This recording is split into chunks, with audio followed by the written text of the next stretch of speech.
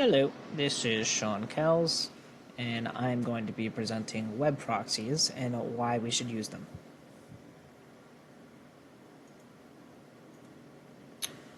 First off, some definitions.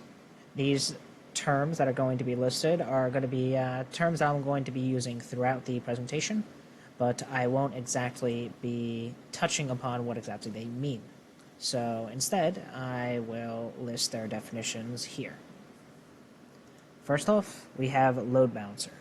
A load balancer is a server that sits between the client devices and the backend servers. Now, these client devices could be either a browser or a web API. And what it does is it distributes incoming requests, HTTP requests, through a predefined manner, typically to advance efficiency. Now, a common method for that a preload can choose, or a mode that a load balancer can choose, would be the round robin. Now, the round robin, what this does is first it has a predefined list of back-end web servers, and whenever the load balancer receives an incoming HTTP request, it would first choose a point in the list to begin at, to send that request to that server for that IP address. And then when another HTTP request comes, it would take that HTTP request, go one down in the list, and send it to that load or that web server. This is in order to balance the load, hence load balancer, across the web servers that consist of the backend. Next, the web cache server. Like a load balancer, this is a server that sits between the client and back-end servers. Typically works alongside a load balancer and sometimes even in the same product. The cache server stores web resources, specifically static resources, provided by the web server that a user can use to grab more efficiently, in comparison to traveling all the way back to the web server. Now, the reason why this is so important is that websites often have a lot of static information, whether it be HTML documents, whether it be JavaScript files, CSS files, images, videos, just a lot. And this static content never changes, so it doesn't need to refer all the way back to the web server for each and every single communication. So we have web cache servers in order to provide that content more efficiently, and also to reduce that load on the web server. So two benefits in one. Now next we have a CDN. For our purposes, this is going to be very similar to a web cache server. This stands for a content delivery network. It grants the ability for a quick transfer of static assets needed for loading internet content, such as we said previously, HTML documents, JavaScript files, CSS files, etc. And finally, we have open proxies. Now, these are free public proxies that require absolutely zero authentication to use. You don't need to say who you are, you don't need any username or password, no credentials, nothing. And they are often found in public lists just by a simple search online. Now, we're going to be using open proxies later on in the demo at the end of presentation. Now, it should be noted that open proxies do carry many dangers, as you would expect from something that requires no authentication. It could potentially be used for malicious purposes, so you should be very careful when choosing your open proxy, and also treat the publicly listed information on these proxies with high skepticism. Never trust them. And we're going to be going over how to identify the anonymity of the so-called open proxy that's listed on these websites later on. Anonymity. I'm going to be messing that up the entire presentation. Okay, now an overview. First, we're going to be going over the proxy types, then the proxy versus VPN. This is actually what triggered my choice of this topic, because many people believe that VPNs are completely superior to proxies in all ways, shapes, or forms. While in most regular use cases, I would certainly agree, proxies do have their advantages in certain points, especially in using certain ways. And we're going to be going over that and the advantages and disadvantages. And finally, we're going to be having a demo at the very end with identifying proxies, specifically in open proxies and their anonymity category. Okay, first off, the introduction. Well, what is a web proxy?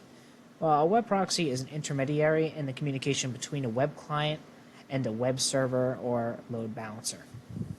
Now, why is this definition so open?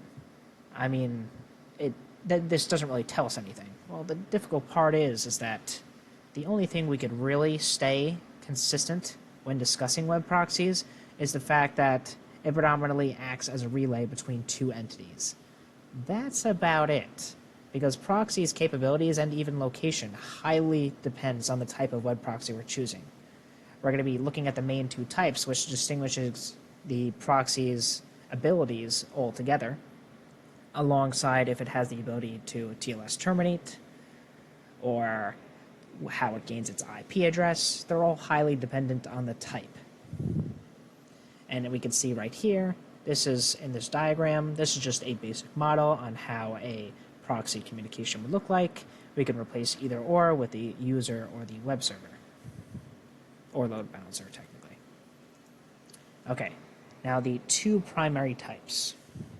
There is the forward proxy, and there is the reverse proxy. Now the differences between these two to note is the logical location of the proxy between in terms of which side of the internet it's on. Closer to the user is forwarding, and closer to the web server is a reverse proxy. The side it's on is in charge of configuring their client, aka the web server or the browser, to utilize the proxy. Do note that the proxy does not necessarily need to be owned by the user for forwarding or the server for reverse proxy.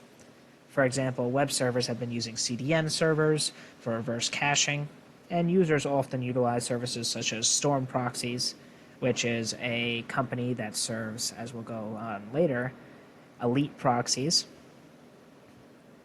which are highly secure proxies, and Oxylabs for forwarding proxies.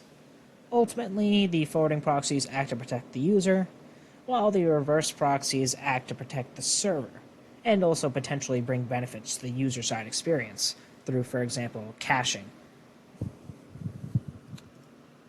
Okay, now since this presentation is going to be mostly on forwarding proxy types, I figured it would be best to go over some very common and popular reverse proxies.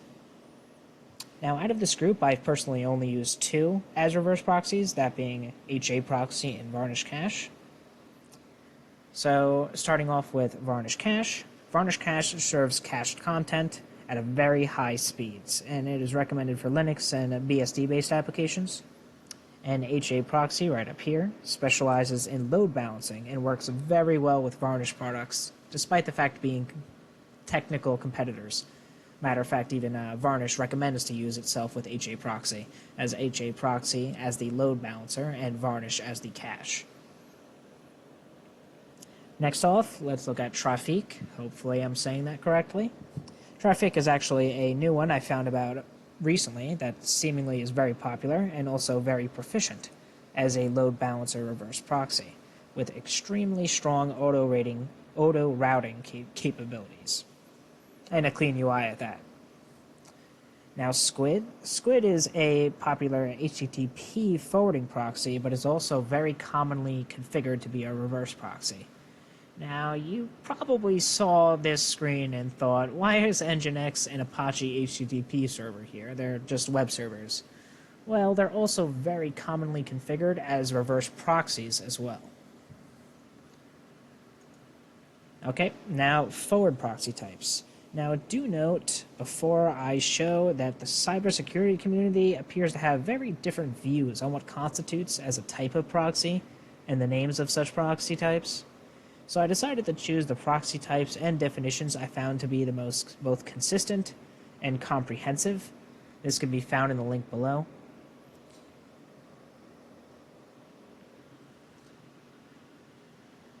So forwarding proxies are commonly categorized by distinct traits.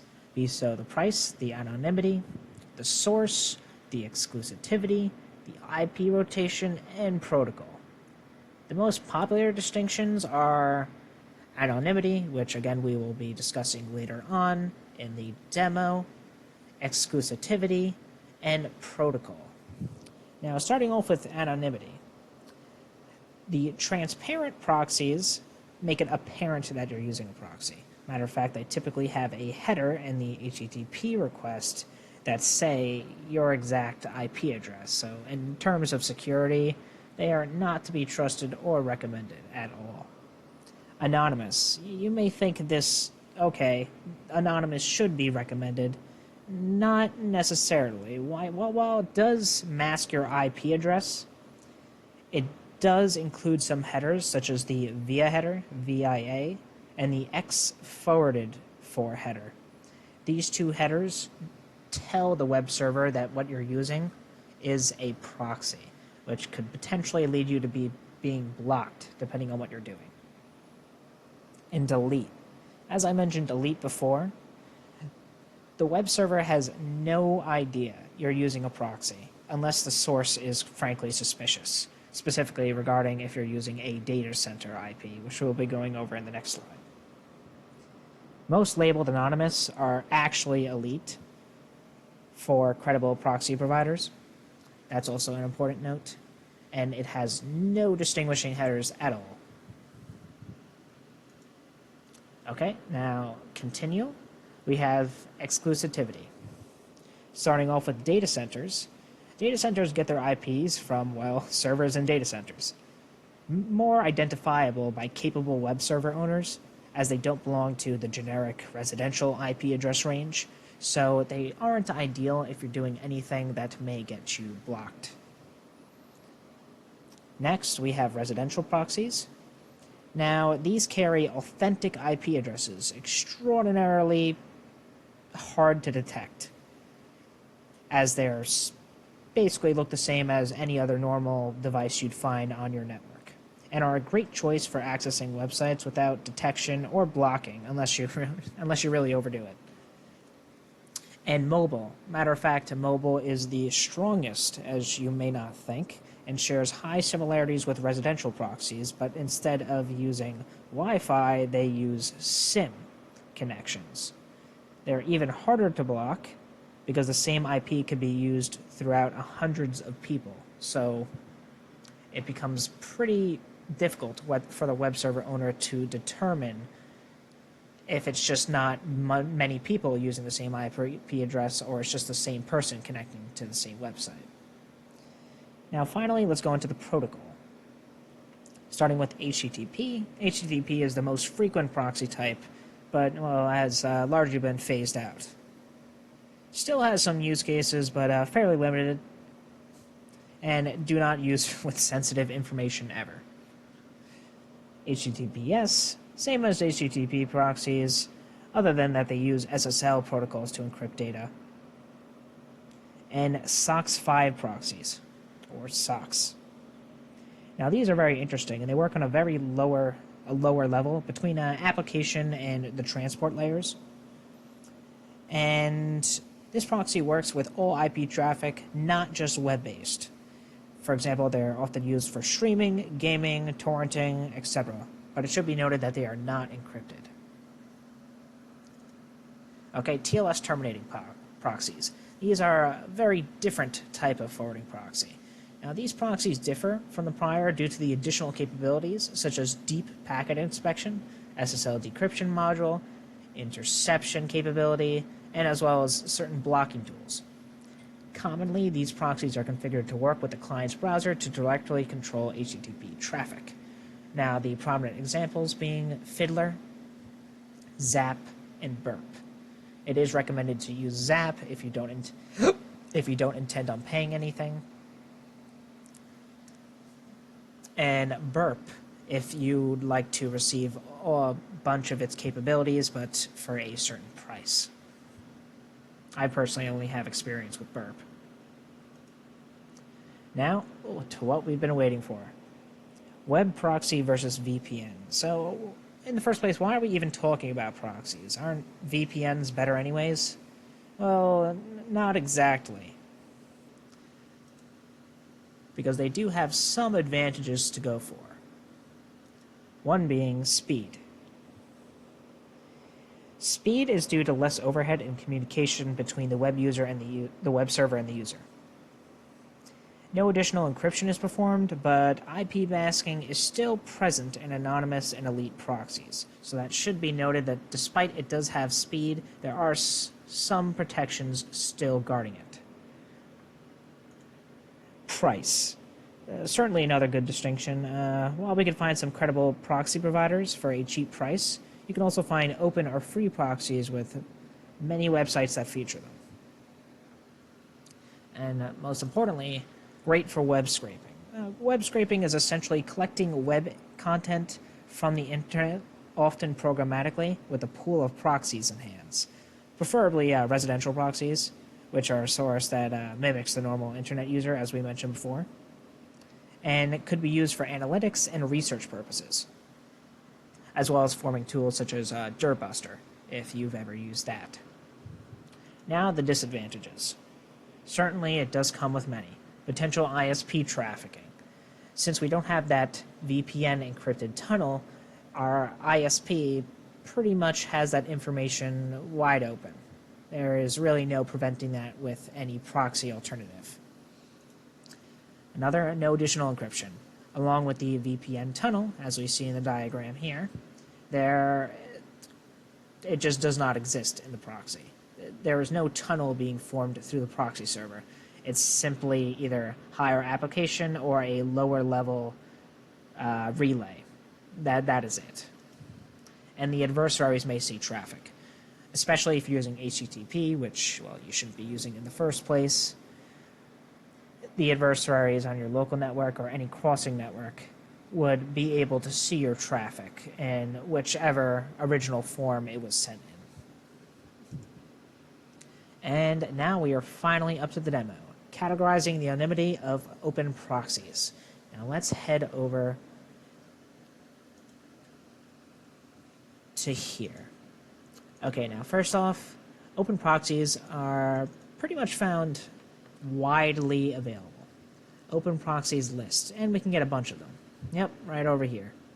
They are extraordinarily popular. Now I'm going to head to my favorite one, being not that,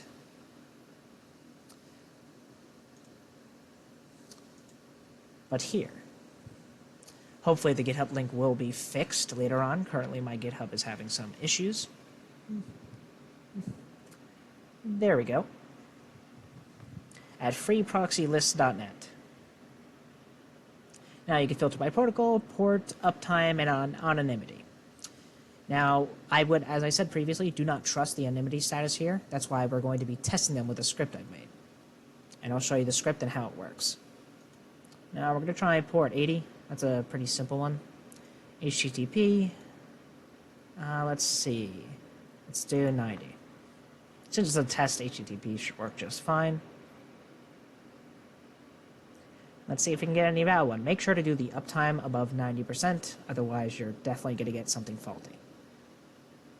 Okay, India seems to be the most preferable, so we're going to try India. Time to go to India. There we go. And let's see here. Okay. Now, as it should be noted, typically it's better to put a range around the IP you're searching for, because you tend to find other proxies surrounding it. I find that to be true most of the time, at least in my trials. So I'm fairly confident in that. Now, before we run, taking a look at the code source over here that will soon be posted up to GitHub, I'm using Bing, and what I'm checking for is I'm checking for some base set headers that I know is going to be found when we do search Bing legitimately. And I verify the anonymous category through the via or exforwarded for header using the request library. Now heading back to the command, let's see if we get what we want. And that was a mistake. There we go. Let's see. Oh, okay, we found a potential elite proxy at 69 and 68. As I thought, there was another IP address located around it. And that is it for this presentation. I hope you enjoyed.